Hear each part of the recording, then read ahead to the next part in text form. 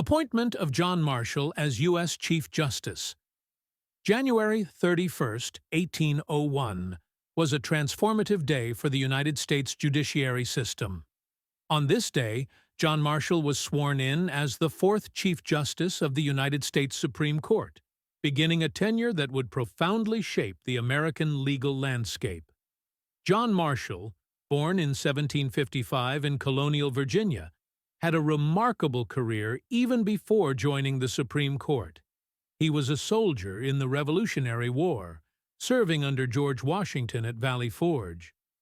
Later, he became a lawyer and politician, gaining recognition for his sharp legal mind and dedication to the fledgling nation. By the time of his appointment, Marshall was already a respected figure, having served as Secretary of State under President John Adams. But why was his appointment so significant? The late 18th and early 19th centuries were a period of political turbulence in the United States. The nation's young Constitution was being tested, and the balance of power between the federal government and individual states was a topic of fierce debate. The judiciary, in particular, was seen as the weakest of the three branches of government. Marshall's leadership would change that. One of Marshall's first challenges as Chief Justice came with the landmark case Marbury versus Madison in 1803. This case established the principle of judicial review, giving the Supreme Court the power to declare laws unconstitutional. This decision was revolutionary, as it positioned the judiciary as an equal partner alongside the executive and legislative branches of government. It also set a precedent that remains a cornerstone of the American legal system to this day. Marshall's ability to forge consensus among the justices was another hallmark of his tenure. During his 34 years as Chief Justice, he authored 519 decisions, many of them unanimous. His opinions were written with clarity and precision, making complex legal principles accessible and understandable. Cases like McCulloch versus Maryland and Gibbons versus Ogden further strengthened federal authority and clarified the scope of congressional power. Marshall's tenure wasn't without controversy.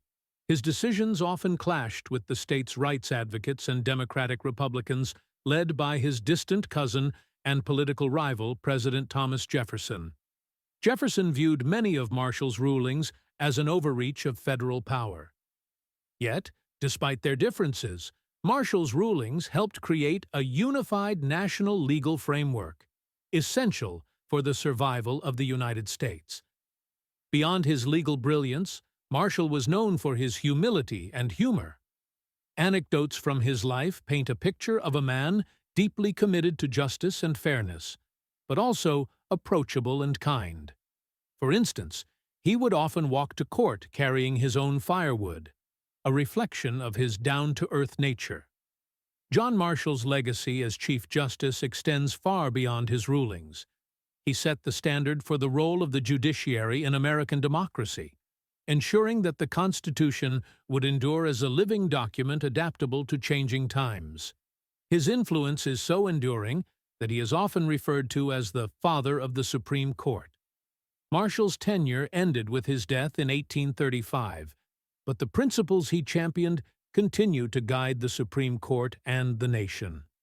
From establishing judicial review to reinforcing federal authority, John Marshall's contributions to the United States are immeasurable. His appointment in 1801 was more than a historical milestone. It was the beginning of a new era for American law.